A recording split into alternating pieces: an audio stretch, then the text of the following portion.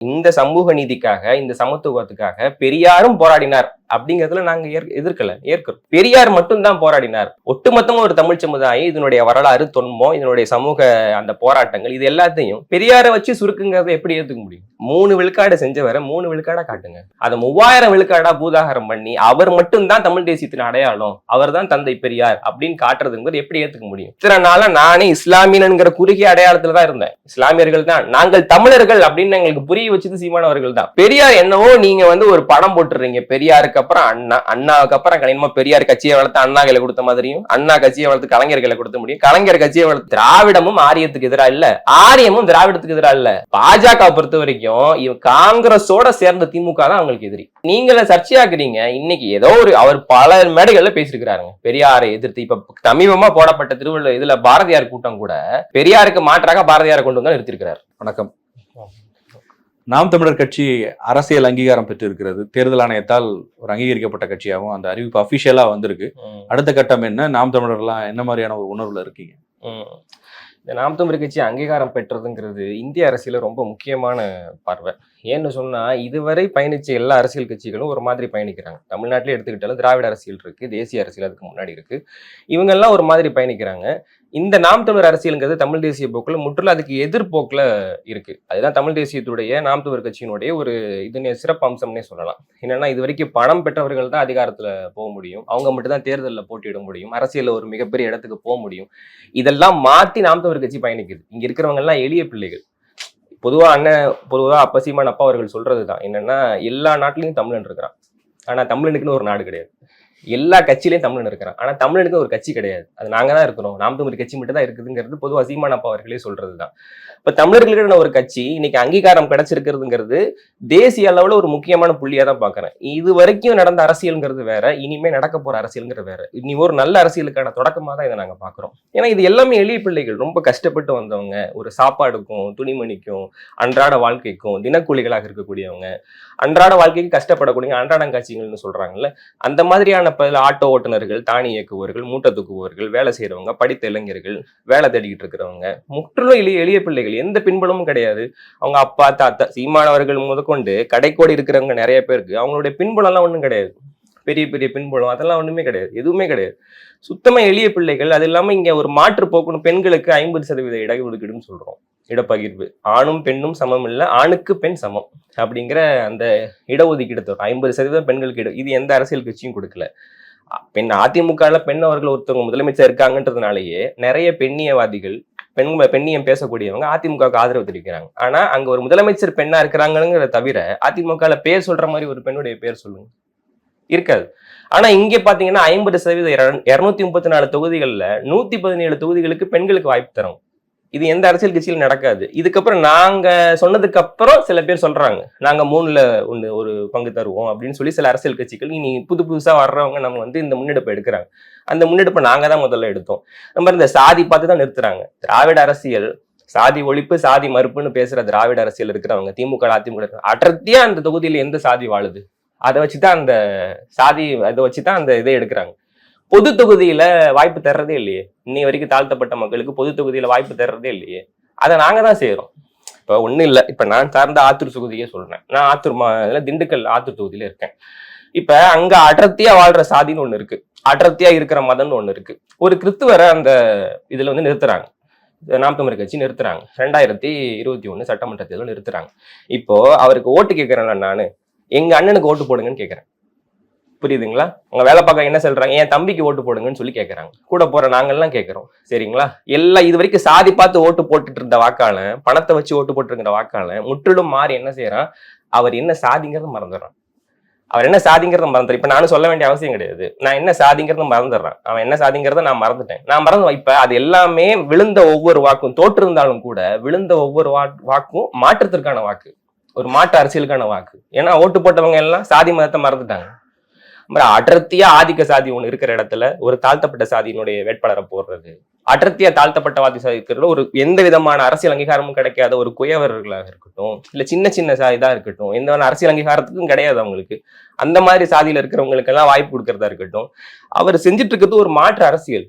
இப்ப இவர் சீமானவர்களை நிறைய பார்வை இருக்கலாம். அவரை முன்னோக்கி வந்து இவர் வந்து ஒரு பிரிவினைவாதிங்கிற நெகட்டிவ் இம்ப்ரெஷன்ஸ் ஒரு பக்கம் இருக்கு. பாசிட்டிவாவே சொன்ன ஒரு அரசியல் கட்சி தலைவர் இல்ல இந்த மாதிரி அவருடைய அரசியல் பின்புலம் இருக்குல்ல, இந்த கட்சிகள்லாம் வந்து இப்ப இதை முன்னெடுத்துட்டு இருக்கிறாரு. இந்த மாதிரி பல பார்வை இருக்கலாம் சமூகத்துல. ஆனா நான் அவரை வந்து ஒரு சமூக சீர்திருத்தவாதியா தான் பாக்குறேன். இந்த கேடுகட்ட சமூகம், சாதி மதத்தால பின்னி பிணைஞ்சு இருக்கிற சமூகத்தை சீர்திருத்த வந்த ஒரு சமூக சீர்திருத்தவாதியை தான் பாக்குறேன். அவர் தேர்தலில் வேணா தோற்று இருக்கலாம். ஆனா அந்த கொள்கையில, கோட்பாட்டுல, அவர் எடுத்த லட்சியத்துல இது இப்படிதான் போகும். இந்த மாதிரி ஒரு முன்னெடுப்பை எடுக்கதான் சாதி ஒழியும். இன்னொன்னு, இந்துத்துவாவுக்கு எதிராக செயல்படுறது இன்னைக்கு நாங்க தானே. எங்களை இந்துத்துவாவா RS சங் பரிவார் அமைப்பினுடைய பெரியாரை எதிர்க்க அவர் ஆரம்பிச்சதுக்கு அப்புறம் அந்த அதான் நான் சொல்றேன். அதாவது இது எப்ப வந்து வலுப்பெறுதுன்னா, இது வீரத்தமிழர் முன்னணின்னு ஒண்ணு இவங்க வைக்கும் போதுதான் வலுப்பெறுது. சரியா? அதாவது பெரியார் அவர்களே கடவுள் மறுப்புன்னு ஒரு கோட்பாடு எடுக்கிறாங்க. எதுக்கு அப்படின்னு சொன்னா, மூட நம்பிக்கைகளுக்கு எதிராகவோ மற்ற இதர விஷயங்களுக்கு எதிராகவோ கடவுள் மறுப்புங்கிற கொள்கையை வைக்கல.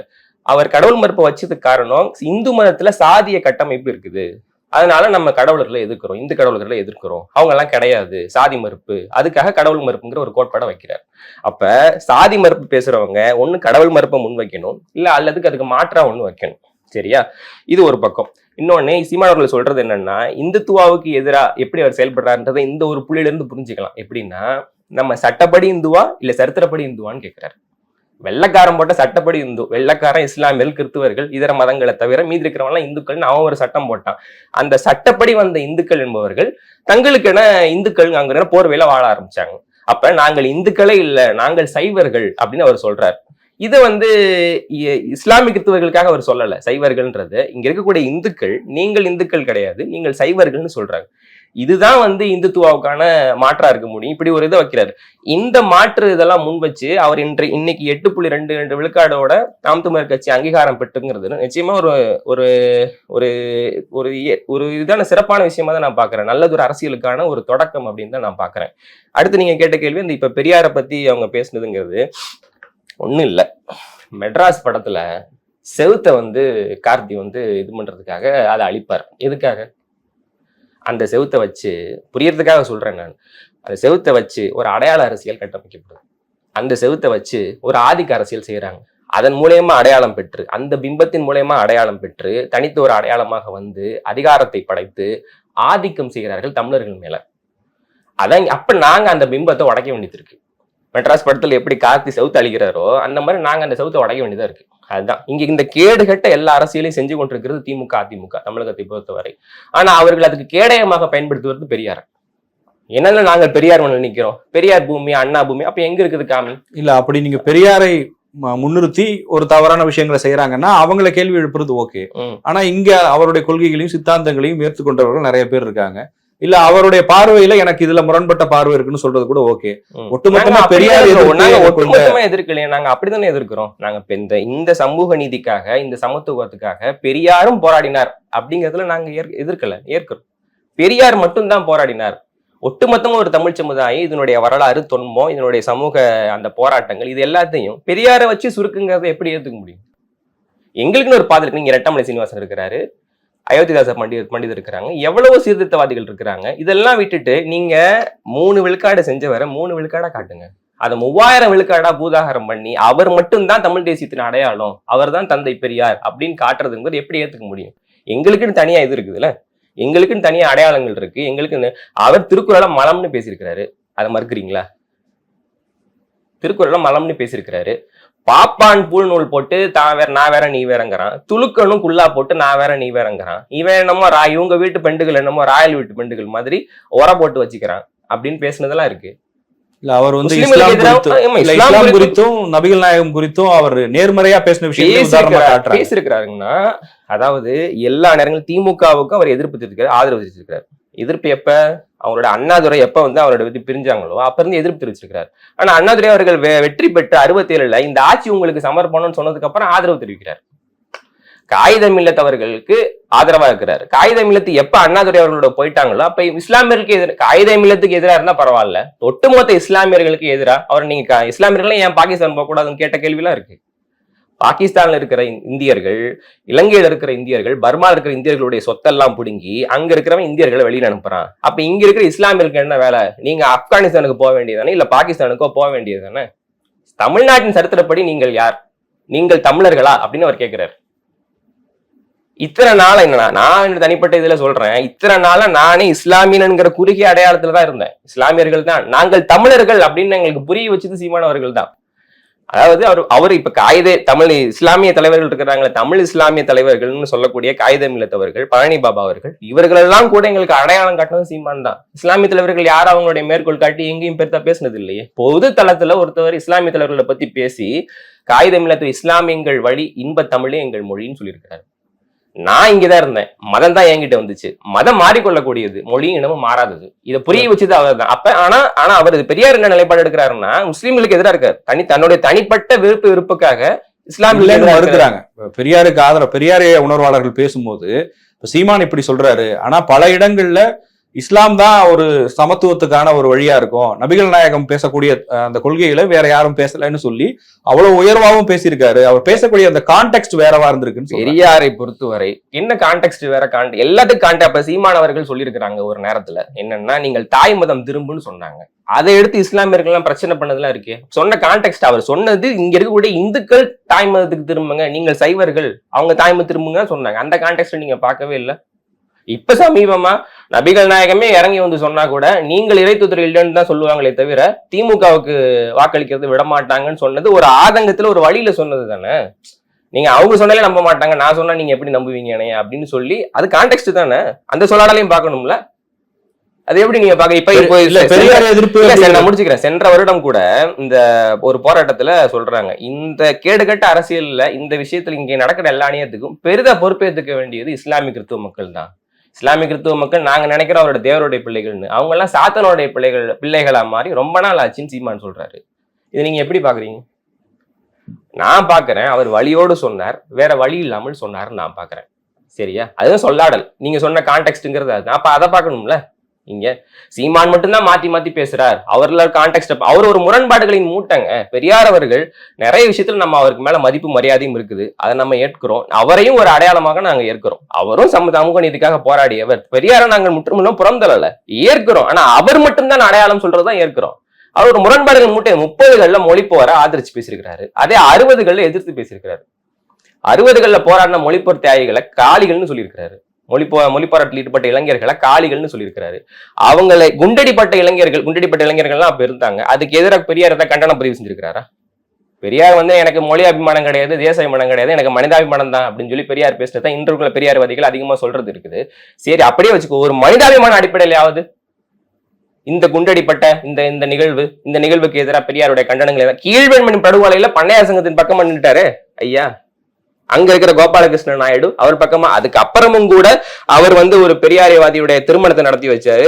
அவர் ஒரு நிகழ்வுல பெரியாரும் கோபாலகிருஷ்ண நாயுடு அவர்கள் ஒன்னா பங்கெடுத்துக்கிட்டாங்கன்றதெல்லாம் இன்னைக்கு நம்ம கேள்விப்படுறோம்ல. இப்ப பெரியார் மீது உங்களுக்கு இவ்வளவு விமர்சனங்கள் இருக்குது, அதை சுட்டி காட்டுறத ஒரு தரப்பு ஏத்துப்பாங்க, ஒரு தரப்பு ஏத்துக்காம இருப்பாங்க. ஆனா சீமான் மேல இப்ப வந்திருக்கிற விமர்சனம் என்ன அப்படின்னா, கடைசியா அவர் கொடுத்த பேட்டியில பெரியாரை எதிர்க்கிறோம், அது எங்க கொள்கை தான் அப்படின்னு அவர் சொல்றாரு. தமிழ்நாட்டு அரசியல்ல பெரியாரை எதிர்க்கக்கூடிய கட்சி அப்படின்னா இந்துத்துவா பேசக்கூடிய கட்சிகள் தான், பாஜக போன்ற கட்சிகள் தான். சீமான் இப்ப அந்த புள்ளியை நோக்கி நகர்ந்துகிட்டு இருக்காருன்னு சொல்றாங்க.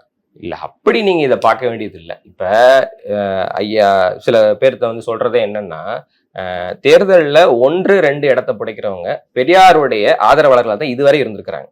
பெரியாருடைய ஆதரவாளர்களாக இது வரைக்கும் இருந்திருக்கிறாங்க. 3-4 இடத்தை பிடித்தவர்கள் சமீப காலமாக நாம் தமிழர் கட்சியோ இல்ல வேற அமைப்புகளை சார்ந்தவர்களோ பிடிக்கிறாங்க அப்படின்னு கொஞ்சம் கொஞ்சமா பெரியாருடைய பிம்பம் உடைக்கப்பட்டு வந்து கொண்டு இருக்கிறதுன்னு சொல்றாங்க. சரிங்களா? நீங்க இந்த கேடுகட்ட அரசியல் எல்லாத்தையும் கட்டமைச்சிட்டு அதுக்கான கேடயமா பயன்படுத்துறீங்க. பெரியாருங்கிற ஒரு பிம்பத்தை பயன்படுத்தி நாங்கள் அந்த காலத்துல நாங்க இந்த காலம் வரைக்கும் நாங்கள் சமூக நீதி போராளிகள். நீங்க சமூக நீதினா உங்கள் கட்சியில சமூக நீதியை வளர்த்துருக்கணும்ல. உங்கள் கட்சியில தாழ்த்தப்பட்டவர்களுக்கு பொது தொகுதியில சீட்டு கொடுத்துருக்கணும். இல்ல நீங்கள் சாதி பார்க்காம இருக்கணும். உங்களுடைய அமைச்சர்கள் சாதிய பேச்சுக்கு பேசுறாங்களா இல்லையா? அப்ப நீங்க பெரியாருடைய கொள்கைகள் நாங்க உடைக்கல. முதல்ல உடைச்சது திமுக அதிமுகவும் தான். அவங்கதான் உடைக்கிறாங்க. பெரியாருடைய கொள்கைகளை முற்றிலும் உடைக்கிறது இவங்க தான். அமைச்சர்கள்லாம் சாதிய சங்கத்துல கலந்துக்கலாமா? அதெல்லாம் இருக்குல்ல, இங்க நடைமுறையில இருக்குல்ல. வேங்கவேல் பிரச்சனைக்கு நீங்க போனீங்களா? இங்க அங்க சாதிய பிரச்சனை அங்க நடந்திருக்குது. அங்க ஒரு மிகப்பெரிய அவலம் நடந்திருக்கிறது. எந்த மனித சமுதாயத்திலும் ஏற்றுக்கொள்ள முடியாத அவலம் நடந்திருக்கிறது. திமுக அதிமுக அங்க போனாங்களா? திமுக போனுச்சா? அப்படி இருக்கும்போது நாங்க அந்த புள்ளியில நகர்றோம், நீங்க எப்படி சொல்ல முடியும்? நாங்கள் பெரியார் மட்டும் இல்ல விரிவுபடுத்துறோம். இந்த தமிழ் தேசிய அடையாளங்கள், இந்த சமூகத்தில் சீர்திருத்தம் கொண்டு வந்த இந்த அடையாளங்கள்னு பெரியார் மட்டுமல்ல, எல்லா தலைவர்களை யாரு இருட்டடிப்பு செய்யறாங்களா? இப்ப பெரியார தூக்கி கொண்டாடுறாங்கன்னு நீங்க சொல்றீங்க, மற்ற தலைவர்களை யாராவது இருட்டடிப்பு செய்யறாங்களா? எல்லா தலைவர்களை மட்டும் தூக்கி பிடிக்கிறது இங்க இருட்டடிப்பு தானே. ஒருத்தவரை மட்டுமே தூக்கி பிடிச்சி பொது தளங்களை நீங்க சொல்லுங்க, பெரியாரை தவிர வேற யாரை பத்தியாவது பேசப்படுதா? ரெட்டமலை சீனிவாசன் இருந்தாரு, அயோத்திதாச பண்டிதர் இருந்தாரு, இல்ல இந்த மாதிரி தமிழ் தேசிய அடையாளங்கள் இருக்கக்கூடிய யாரையாவது பத்தி பேசப்படுதா? பெரியார் என்னவோ நீங்க ஒரு படம் போட்டுறீங்க, பெரியாருக்கு அப்புறம் அண்ணா, அண்ணாவுக்கு அப்புறம் கணினமா பெரியார் கட்சியை வளர்த்து அண்ணா கையில கொடுத்த மாதிரியும், அண்ணா கட்சியை வளர்த்து கலைஞர் கையில கொடுத்த முடியும், கலைஞர் கட்சியை வளர்த்து இப்ப கொடுத்து, அது வேணா உண்மை, அடுத்தடுத்து நடக்கிறது வேணா உண்மை. அப்படிலாம் இங்க இல்லையே. பெரியார் முரண்பட்டாரு, திமுகவும் முரண்பட்டுச்சு. அவங்க ஆட்சியை பிடிக்கிற வரைக்கும் கடுமையா சாடினார் பெரியாரு, அவங்களும் கடுமையா சாடினாங்க. சீமானும் பெரியார தூக்கி பிடிச்சவர் தானே, ஒரு கட்டம் வரைக்கும் அதை பேசிட்டே இருந்தாரு, இன்னைக்கு ஏன் மாத்துறாருன்னு கேக்குறாங்க. நான் அப்படி இருக்குதா? இப்ப என்னன்னா, நாம் தமிழர் கட்சி சில பேர் வெளியில வராங்க, வெளியில வந்துட்டு அவங்க சொல்றாங்க, அப்ப என்ன சொல்றாங்க, அங்க இருந்து வெளில வந்தவங்க சொல்றது உண்மையா தானே இருக்கும் அப்படிங்கிறாங்க. உள்ள இருந்தானே வராங்க, வந்தவங்க வெண்மையான பேசுவாங்கிறாங்க. அதே பெரியார் திமுக இருந்து வெளியில வந்த சீமானவர்கள் பேசும்போது அங்கிருந்து வெளில வந்து அதெல்லாம் புரிஞ்சு கொண்டு தானே பேசுறாரு. அப்ப அது உண்மையா தானே இருக்கும். இதானே சொல்லணும். அங்க ஒரு இது சொல்றது, அங்க நாம் தமிழர் கட்சி இருந்து வெளில வந்தவங்க எல்லாம் உண்மைதான் சொல்லுவாங்க, இங்க இருந்து வெளில வந்த சீமானிய உண்மைதான் சொல்றான்னு சொல்லக்கூடாது. நீங்க அது அத்தனை காலம் அவரை புரிந்து கொண்டு இப்ப அதை மாற்றி பேசுறாரு, இப்ப அதெல்லாம் தெளிவு பெற்று பேசுறாரு, ஏன் எடுத்துக்கல? பிரபாகரன் சந்திப்புக்கு பிறகுதான் நிலைப்பாடு மாற்றம் வந்ததுன்னு சொல்றாரு. ஆமா, அதுல 2 கேள்வி எழுப்புறாங்க. பிரபாகரன் அவர் சந்திச்சதே சில நிமிடங்கள் தான், அதுக்குள்ள இதெல்லாம் பேசிட்டாங்களா அப்படின்னு கேக்குறாங்க. இல்ல, அதாவது இதை மறுக்க வேண்டியது, பிரபாகரன் அவர் எத்தனை நிமிடங்கள் சந்தித்தார் அப்படிங்கறத பல மேடைகள்ல அவரே தெளிவு பெற்றுட்டார். அவரே நம்ம எந்தெந்த பயணங்கள் இருக்குது, இதை மறுக்க வேண்டியது விடுதலை புலிகள் தான். இன்னும் எல்லா புலிகளும் இறந்து போகல. அங்க இருக்கக்கூடிய அவர்கள் தான், அவருடைய ஆதரவாளர், அவர்கள் தான் மறுக்கணும். இங்க இருக்கக்கூடிய, இங்க அரசியல் பேசக்கூடிய, இதனால ஆதாயம் அடையக்கூடிய அரசியல்வாதிகள் சொல்வதெல்லாம் நம்ம உண்மை இருக்க முடியாது. உண்மையிலேயே அவர் சொல்றது அதானே, அது நான் நடந்து வந்த பாதை, இது நான் வழிநடத்தும் பாதைன்னு சொல்றாரு. நான் அங்க இருந்து வந்தேன், அவர் எதையும் மறைக்கல, நாங்களும் எதையுமே மறுக்கல. நாங்க அங்க இருந்து வந்தோம், இப்ப நான் தெளிவு பெற்று பேசுகிறேங்கிறார். நான் அதை தெளிவு பெற்று நான் பேசுறேன், அங்க இதெல்லாம் பண்ணோம், நாங்கள் மீளாய்வு செஞ்சோம், மறு ஆய்வு செஞ்சோம், வாசிக்கும் போது எல்லாமே தப்பா இருக்கு அப்படின்னு சொல்றாங்க. அவ்வளவுதான். இதை பத்தி ஒண்ணு. பிரபாகரன் சந்திச்சதுக்கு அப்புறம் அந்த நிலைப்பாடு மாற்றம்னா, பிரபாகரன் எங்கேயாவது வெளிப்படையா திராவிட எதிர்ப்போ பெரியார் எதிர்ப்போ பேசி இருக்கிறாரா? இல்ல, அது எல்லா விஷயத்துக்கும் ஒரு கால கண்ணாடி இருக்குது. அந்த காலகட்டத்துல அவங்க எம்ஜிஆரே ஆதரிச்சிருக்கிறாங்க, பிரபாகரன் அவர்கள் எம்ஜிஆரே ஆதரிச்சிருக்கிறாங்க. இந்தியாங்கிற ஒரு நாடுக்கு எதிராக அவங்க எந்த விதமான இதுவும் எடுக்கல, எந்த விதமான நிலைப்பாடும் எடுக்கல, சரியா? ஆனா இந்த இந்தியாவும் இலங்கையும் சேர்ந்துதான் அந்த இனப்படுகொலை நடத்தி முடியுது. நான் இந்த வயசுல இருக்கிற நான் ஒரு இளைஞன், நான் இந்தியா இலங்கையை வென்றதுன்னு தான் கேள்விப்பட்டேன். எப்பன்னா 2011 உலகக்கோப்பையில, சரியா? நான் அப்படிதான் கேள்விப்பட்டேன். எனக்கு இந்தியா இலங்கையோட மோதி வென்றதுதான் தெரியும். கிரிக்கெட்ல இந்தியா இலங்கையும் சேர்ந்து கொன்றது தெரியாது, எனக்கு தெரியாது. நான் ஒரு புரிதலை பின்னாடி வரேன், வந்ததுக்கு அப்புறம் இவர்கள்லாம் இவ்வளவு இது செஞ்சிருக்காங்களான்னு சொல்லி நடந்த அத்தனை விஷயங்களையும் என்னுடைய பார்வைக்கு கொண்டு வந்து நான் ஒரு நிலைப்பாடு எடுக்கிறேன், சரியா? அதே மாதிரி நான் தமிழர் கட்சி சீமானவர்களும் என்ன ஒரு நிலைப்பாடு எடுக்கிறாங்க அப்படின்னா, இத்தனை காலத்து இருக்குது, அது வரைக்கும் அவர் திமுக தான் நம்பிட்டு இருந்தாரு.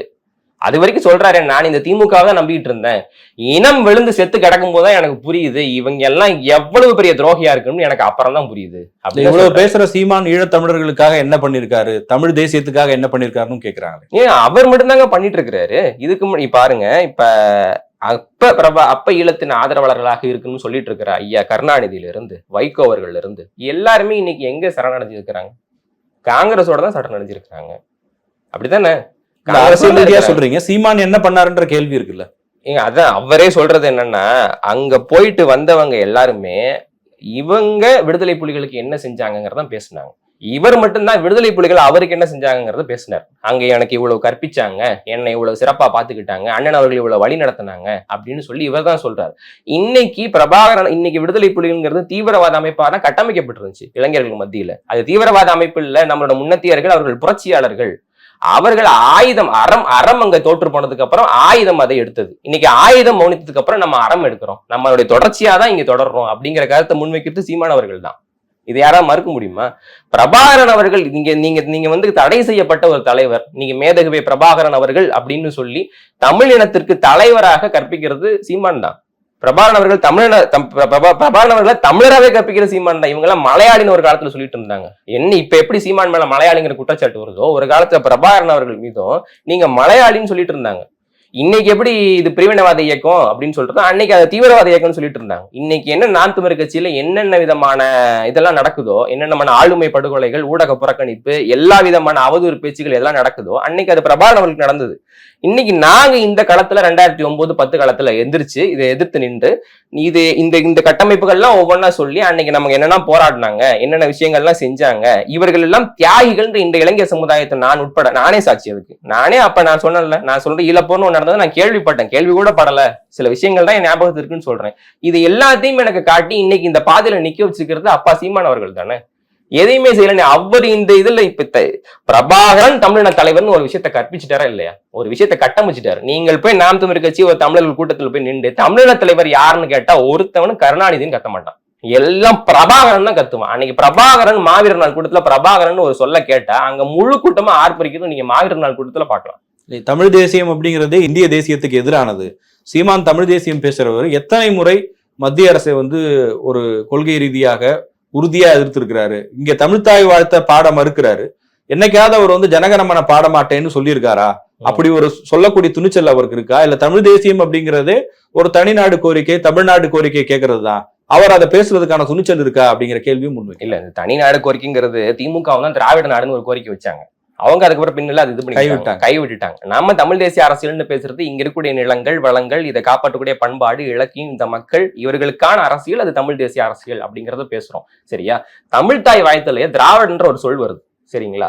திராவிடங்கிற சொல்ல நாங்க அது இல்லாம இது எல்லாம் இந்த பிற மொழிகள் எல்லாமே தமிழில இருந்து வந்ததுவே அப்படின்னு சொல்ற மாதிரியான ஒரு வாசகங்கள் இருக்கு. சரியா? எனக்கு சொல்ல தெரியல. அந்த ஒரு வாசகம் இருக்கு. அதை கருணாநிதி அவர்கள் எடுக்கிறார். எடுத்து அவருடைய இதுக்கு மட்டும், அரசியல் லாபத்துக்கு மட்டும் வர்ற மாதிரியான ஒரு தமிழ் தாய் வாழ்த்து இது பண்றாரு. இப்ப இது என்ன ஆயிடுது, திராவிடர்கள் திருநாள் தான் இருக்கு, தமிழர்கள் திருநாடு இல்லைன்னு ஆயிடுது. நாங்கள் திராவிடர்கள் இல்ல, நாங்கள் தமிழர்கள். ஏன்னா திராவிடர்னா அப்ப கன்னடனும் திராவிடன்னு சொல்லியிருக்கணும், கேரளா இருக்கிற மலையாளியும் திராவிடன்னு சொல்லியிருக்கணும், தெலுங்குக்காரனும் திராவிடன்னு சொல்லியிருக்கணும். ஆரியத்துக்கு எதிரான திராவிடம்னு சொல்றாங்க. ஆரியத்துக்கு எங்க திராவிடம்? இப்ப முத்துராமலிங்க தேவர் சொல்றாருல்ல, ஆரியமும் திராவிடமும் ஒண்ணுதான், ஒரு நாள் கட்டிப்பிடித்து சங்கமிப்பார்கள், ஒரே இதுல ஓரணியில் சங்கம். இவங்க பாஜகவோட கூட்டணி வச்சது இல்லையா? இன்னைக்கு ஒண்ணுமே இல்லாத பாஜக ஒன்னாக்கி விட்டது யார்? சாரணர் தேர்தலில் கூட தோற்கிறார். ஸ்கவுட் சாரணர் தேர்தலில் கூட ஐயா எச் ராஜா அவர்கள் தோற்கிறாரு. அவரை கூட்டு சட்டமன்ற உறுப்பினர் ஆக்கினது யார்? 2002 நடந்த இனப்படுகொலை, மோடி அவர்கள் இது பண்ண இனப்படுகொலை குஜராத்ல, அதை ஆதரிச்சு பேசினாரா இல்லையா கருணாநிதி? முதலாக சட்டமன்றத்துல இஸ்லாமிய தீவிரவாதிகள்ங்கிற வார்த்தையை பயன்படுத்தியவர் கருணாநிதி.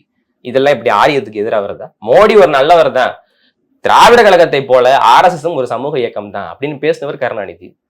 இதெல்லாம் நீங்க எப்படி பாக்குறீங்க? இதெல்லாம் ஆரியத்துக்கு இதா இல்லையா?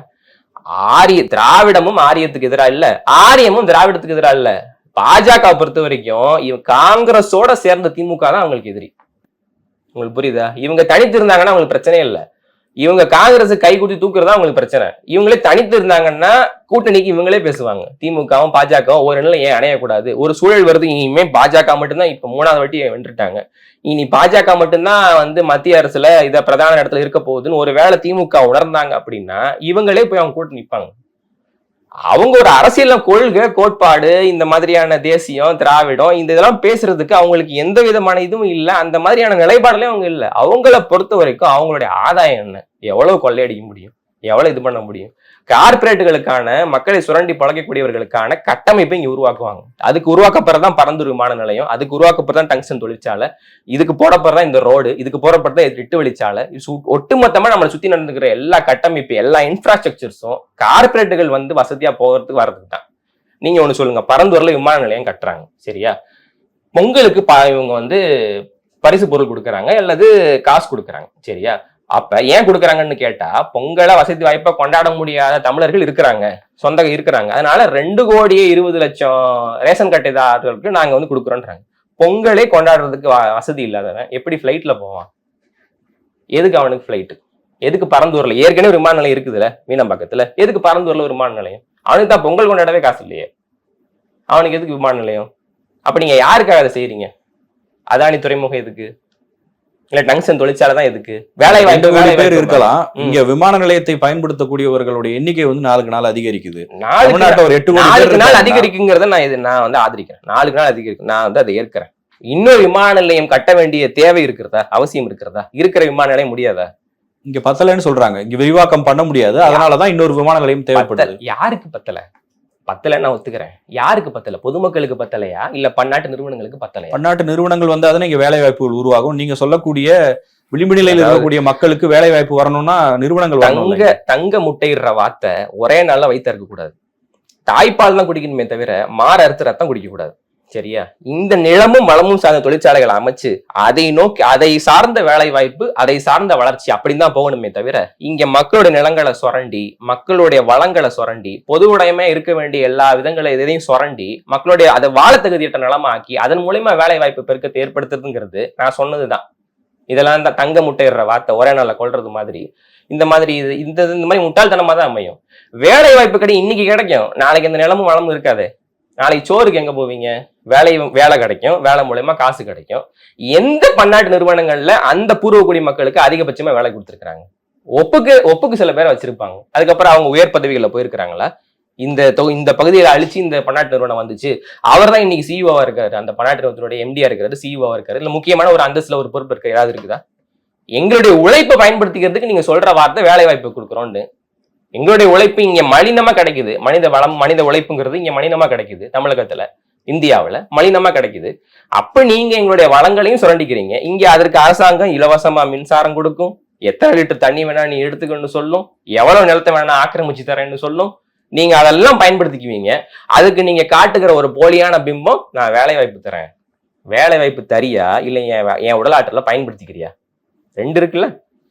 அது மூலியமா உயர் பதவியில் அடைஞ்சவங்க யாராவது இருக்கிறாங்களா? இல்ல அதனால இது தமிழ்நாடு சொர்க்க பூங்காவா மாறிடுச்சு, எல்லாரும் உயர்ந்த நிலைக்கு வந்துட்டாங்க, வறுமை கோட்டு கீழே இருக்கவங்க யாருமே இல்லை, அந்த மாதிரியான ஒரு பயிற்சி இதுவரை ஆரம்பிச்ச பன்னாட்டு நிறுவனங்களாக நடந்திருக்குதா? பெரியார் எதிர்ப்புன்னு சீமான் இப்ப பேச ஆரம்பிக்கிறதுக்கு ரெண்டு காரணங்கள் சொல்லப்படுது. ஒண்ணு அவர் இன்னைக்கு விஜய் கட்சி ஆரம்பிச்சிருக்கிறதுனால வரப்போற தேர்தல் எப்படி இருக்கும்ன்ற அச்சம் அவருக்கு இருக்கிறது. ரெண்டாவது, இன்னைக்கு எல்லாரும் நாம் தமிழர் கட்சியில இருந்து வெளியேற தொடங்கிட்டாங்க. அப்போ இருக்கிற கூட்டத்தை தக்க வைக்கிறதுக்காக அவர் பெரியார் எதிர்ப்புங்கிறத கையில எடுத்திருக்காரு. இவர் இறுதியா போயிட்டு RSS தான் நிக்க போறாரு, RSS கைகூலியா மாறுறாரு அப்படிங்கிற விமர்சனங்களை சீமான எதிர்க்கக்கூடிய எல்லாருமே வைக்க ஆரம்பிச்சிட்டாங்க. இதுக்கு என்ன பதில்? ரெண்டு விஷயம் சொல்றீங்க. ஒண்ணு விஜய் கட்சி ஆரம்பிச்சிருக்கிறாரு, இன்னொன்னு நாம் தமிழர் கட்சியில இருந்து வெளியேற்று இருக்கிறாங்க. ரெண்டு விஷயம் சொல்றீங்க. ரெண்டுமே இப்ப நடக்கிறது, ரீசெண்டா நடக்கிற விஷயத்த சொல்லிட்டு இருக்கிறீங்க. அவர் பல வருஷமா பெரியார் மற்றும் பெரியார் பூமி, அண்ணா பூமி எங்க இருக்குது காமின்னு கேட்டிருக்கிறார். பெரியாராவது சிறியாராவது தாயை பழித்தவனை யார் தடுத்தாலும் பெரியார் கூர்மைப்படுத்துறாரு. கூர்மைப்படுத்துறது எங்க இருக்கு? நீங்கள சர்ச்சையாக்குறீங்க. இன்னைக்கு ஏதோ அவர் பல மேடைகள்ல பேசியிருக்கிறாருங்க பெரியாரை எதிர்த்து. இப்ப சமீபமா போடப்பட்ட திருவள்ளுவர் இதுல பாரதியார் கூட்டம் கூட பெரியாருக்கு மாற்றாக பாரதியாரை கொண்டு வந்து நிறுத்திருக்கிறார். இவரை பாருங்க, இவர் என்ன மாதிரியான இதெல்லாம் செஞ்சிருக்கிறாரு, இவர் தன்னுடைய இதை எப்படி நடத்திருக்கிறார், தன்னுடைய வாழ்க்கையில எந்த அளவுக்கான இதுல முன்னெடுத்திருக்கிறாரு, இவருடைய புரட்சி பார்க்கல பாருங்க, இதெல்லாம் பார்த்தா ஒரு தமிழனுக்கு வேகம் வரலாமா அப்படிங்கறதான் பேசியிருக்காரு. பெரியார் எதிர்ப்புக்கு அவர் சில ரெஃபரன்ஸ் சொல்றாருல, அது எங்க இருக்குன்னு ஆதாரம் கேட்கிறாங்க. ஆதாரம், அவர் கொடுக்கக்கூடிய ஆதாரம் என்பது பெரியார் குறித்து யாரெல்லாம் பெரியார் எதிர்க்கிறாங்களோ, உதாரணத்துக்கு ஒரு RSS சித்தாந்தம் உடையவர் பெரியாரை பத்தி என்ன எழுதுவாரு, அப்படிப்பட்ட ஒரு ஆதாரத்தை எடுத்துட்டு வந்து அதை வச்சுதான் நான் பேசுறேன்னு சொல்றதே தவறா இருக்காதா? இல்ல அப்படிலாம் இல்லையே. விடுதலை இதழ்கள்ல இருந்து நாங்க சில விஷயங்களை முன்வைக்கிறோம். பெரியார் அவர்கள் எழுதிய விடுதலை இதழ்கள், ஏன் இப்ப குடியரசுன்னு ஒரு இதழ் எழுதினாரு, அதுலயே அவர் ஈவே ராமசாமி நாயக்கர் தான் போட்டுக்கிட்டார். சரியா? அவருடைய பேரை முழுமையா பின்னாடி சாதி பெயரோட நாயக்கர் தான் போட்டிருக்கிறார். அப்ப நாங்க அதை பயன்படுத்தி தன் பேருக்கு பின்னாடியே நாயக்கர்னு சாதி பேரை போறவர் எப்படி சாதி மறுப்பாளராக ஆக முடியும், ஒரு முழுமையான எப்படி சாதிய எதிர்ப்பவராக ஆக முடியும் நாங்க கேட்கிறோம். விடுதலை இதழில் எழுதுனதுதான் இந்த மாதிரி இஸ்லாமியர்களுக்கு எதிரான பாப்பம் பூநூல் போடுற மாதிரி இஸ்லாமியன் குல்லா போட்டு ஏமாத்துறான்னு சொல்றதெல்லாம் அவர் விடுதலை இதழ்கள் எழுதுனதுதான். அவர் விடுதலை இதழ்கள்ல எழுதுனது, நான் தேதி முதற்கொண்டு சொன்னேன், 23/4/1964 விடுதலை இதழ்ல இருக்கு. இதுக்கு மேல நாங்க என்ன ஆதாரம் காட்ட முடியும்? அவர் ஒரு கேள்வி வைக்கிறாருல, கலைஞர் அவர்கள் தற்சமயம் கொஞ்சம் ரீசெண்டா இறந்து போன கலைஞர் அவர்களுடைய எழுத்துக்கள் எல்லாம் கூட நாட்டுடைமை ஆகிட்டீங்க, அரசுரிமை ஆகிட்டீங்க. ஏன் பெரியார் அவர்களுடைய எழுத்துக்களை, பேச்சுக்களை நீங்க ஏன் நாட்டுடைமை ஆக்கல? நீங்க எல்லாத்தையும் மறைச்சு வச்சுட்டு என்கிட்ட ஆதாரம் கேட்டா எப்படின்னு அவர் கேட்கிறாருல, அதுக்கு யார் என்ன பதில் சொல்ல போறீங்க? அதாங்க பேச்சு. விடுதலை இதழ்கள்ல சரி அதெல்லாம் விட்டுருவோம், விடுதலை இதழ்கள்ல அவர் எழுதுனதுக்கு இதுன்றீங்கல்ல, அதுக்கு என்ன பதில்? அதுக்கு பதில் வேண்டும்ல. அப்ப பெரியாரை இங்க எதிர்க்க வேண்டிய தேவை இருக்குது. என்னன்னா, இங்கே பெரியாரை வைத்துத்தான் ஒரு தீய அரசியல் கட்டமைக்கப்படுகிறது. பெரியாருங்கிறவர்களுடைய வாழ்க்கைங்கிறது முடிஞ்சு போச்சு, அது முரண்பாடுகளுக்கு இடையே முடிந்திருக்கிறது.